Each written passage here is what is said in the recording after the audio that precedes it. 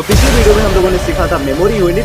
अब ये memory unit देखो, जैसे मैंने समझाया था कि मेमोरी यूनिट भी एक हमारा मात्रक होता है। जैसे हम लोगों का मात्रक होता है किलोग्राम, मिलीलीटर, लीटर, वैसे ही हमारे कंप्यूटर के अंदर जो प्रोग्राम्स होते हैं उनका भी एक यूनिट होता है। तो यूनिट हमने कल समझा था कि 8 बीट्स बराबर होते हैं 1 बाइट, 1024 बाइट्स बराबर होते हैं 1 केबी, 1024 केबी बराबर होते हैं 1 एमबी, 1024 एमबी बराबर होते हैं 1 जीबी, 1024 जीबी बराबर होते हैं हमारे 1 टीबी, 1024 टीबी बराबर होते हैं हमारे 1 पीबी, 1024 पीबी बराबर होते हैं हमारे 1 ईबी, और 1024 सीबी बराबर होते हैं हमारे 1 जेडबी, 1024 जेडबी बराबर होता है हमारा 1 वाईबी। तो ये मेमोरी के इतने बड़े मात्रक थे, मैंने कल ही बता दिया था। इन सब मेमोरी के आधार पर कंप्यूटर जो है अपने सारे प्रोग्राम को इंस्टॉल करता है, स्टोर करता है। तो ये तो रहा हमारा मेमोरी यूनिट। अगला जो टॉपिक है, यानी इसमें एक नोट करके भी मैंने लिखवाया था, जो था हमारा कंप्यूटर के जिस स्टैंडर्ड कोडिफिकेशन को यूज में लाया जाता है उसका नाम है ASCII, यानी कि American standard coding for information interchange. अब ये ASCII क्या होता है, ASCII क्या होता है, इसे समझ लो। जैसे देखो, कोई भी चीज़ पर्टिकुलर चलानी है, हमें कंप्यूटर के अंदर कोई भी चीज़ अगर पर्टिकुलर चलानी है तो उसके लिए हमें एक कोडिंग की ज़रूरत पड़ेगी। जैसे अगर आपका व्हाट्सअप हो, चाहे यूट्यूब हो, चाहे इंस्टाग्राम हो, ये भी एक कोडिंग के जरिए ही चल रहा है। वैसे ही हमारे कोई भी प्रोग्राम, चाहे MS Word, Excel, PowerPoint, कोई भी चीज़ें हो, एक कोडिंग के जरिए चलती है। अगला जो हमारा टॉपिक है वो है हमारा एडवांटेज ऑफ कंप्यूटर, यानी कि कंप्यूटर की विशेषता। अगर कंप्यूटर की क्या विशेषता है जो हम लोग कंप्यूटर के पीछे इतना पागल है, कंप्यूटर में क्या ऐसी चीज़ें हैं जिसके कारण लगभग सभी बच्चे सीख रहे हैं। आप लोग देख रहे होंगे कि आपके एरिया में जितने भी लोग हैं कंप्यूटर लगभग सीख रहे हैं ना, आप भी सीख रहे हो ना। वैसे ही इसकी आखिर क्या खासियत है कि कंप्यूटर सब लोग सीख रहे हैं, एडवांटेज क्या है इसकी? कंप्यूटर 10 लाख से भी अधिक निर्देश सेकंड के कुछ पलों में दे सकता है। इसकी गति का मापन हम लोग प्रायः nanosecond, picosecond and microsecond में करते हैं। अब ये समय के इतने ज़्यादा मात्रक है ना, जैसे मैं बताऊँ आपको, 1 सेकंड में होते हैं 60 माइक्रो सेकंड, और 60 माइक्रो सेकंड में होते हैं 1 नैनो सेकंड, और 60 नैनो सेकंड में होते हैं 1 पिको सेकंड। यह कंप्यूटर इन्हीं सब मात्रकों के, इन्हीं सब टाइम फॉर्मेट के आधार पर हमारे कैलकुलेशन और हमारे प्रोसेस करते हैं। तो क्या ये हाई स्पीड नहीं है? अगला जो हेडिंग है वो है हमारा एक्यूरेसी, यानी कि शुद्धता। कंप्यूटर इतना तेज होने के बावजूद भी ये बिल्कुल एक्यूरेट आंसर देता है। क्या आपने कंप्यूटर से कोई क्वेश्चन किया, आपने इंटरप्रेस किया, क्या उसका आंसर कभी गलत आया? ये कंप्यूटर की खासियत है। अगली जो इसकी खासियत है वो है हमारी विशाल स्मृति। विशाल स्मृति का मतलब होता है कि यह छोटी सी जगह पर, कंप्यूटर के अंदर इतनू सा जगह होता है, ये इतनी सी जगह पर पूरे ब्रह्मांड की जानकारियों को सुरक्षित रखता है ना। आप लोग उसमें कोई सेव करते हो, कोई फाइल हो गई, ये सब चीज़ों को बिल्कुल सुरक्षित सेव करता है ना। ये कंप्यूटर की तीसरी खासियत है। और चौथी खासियत है इसकी विविधता।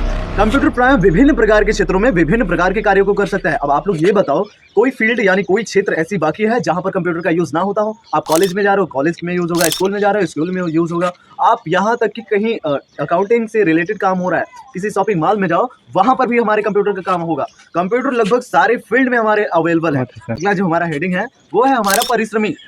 परिश्रमी का मतलब होता है, जैसे हम इंसान परिश्रमी होते हैं वैसे हमारा कंप्यूटर परिश्रमी नहीं होता। जैसे देखो, हम लोग कोई काम करते करते बोर हो जाते हैं, उब जाते हैं, लेकिन कंप्यूटर एक मशीन के रूप में कार्य करता है, ना तो वो थकता है और ना ही कभी रुकता है।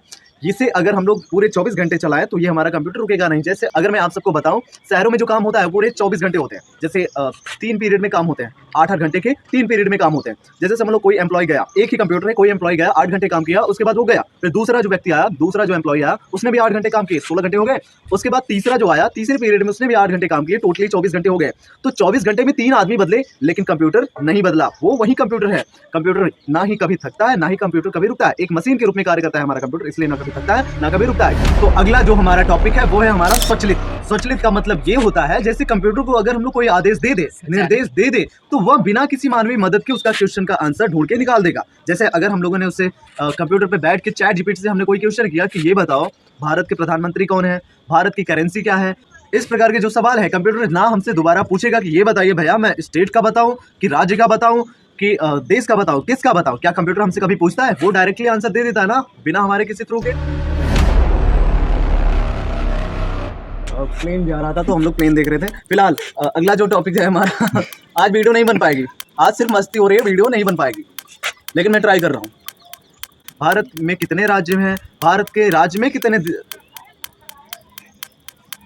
इन सब क्वेश्चन का सवाल जो है, इन सब जो सवालों, इन सब प्रकार। और छठवीं खासियत जो हमारे कंप्यूटर की है, देखो अभी मैं रिकॉर्ड कर रहा हूँ वीडियो, और यहाँ पर 3 लोग हैं, और तीनों लोग मुझे रिकॉर्ड करने में इतना हंसा रहे हैं ना कि मैं रिकॉर्ड नहीं कर पा रहा। तो अभी इन सबको भी मैं दिखाऊंगा। फिलहाल ऐसा है मतलब, तो रुक जा। चल ना, काट के निकाल लीजिए ना, हंस सकते हैं, निकल जाए। तो कल हमने तो इस वीडियो में हम लोग वही जानने वाले हैं। हमने कुछ नहीं कर। तो एकदम सब ठीक बा। तो हमारा इसमें पहला हेडिंग है देखा अब देखो क्यों नहीं हंसता ही हंसता। तो अगला जो हमारा टॉपिक है वह हमारा तो अगला जो तो अब कंप्यूटर फंडामेंटल। तो अब एडवांटेज ऑफ कंप्यूटर का हमारा जो पहला हेडिंग है वो है हमारा हाई स्पीड यानी कि तीव्र गति।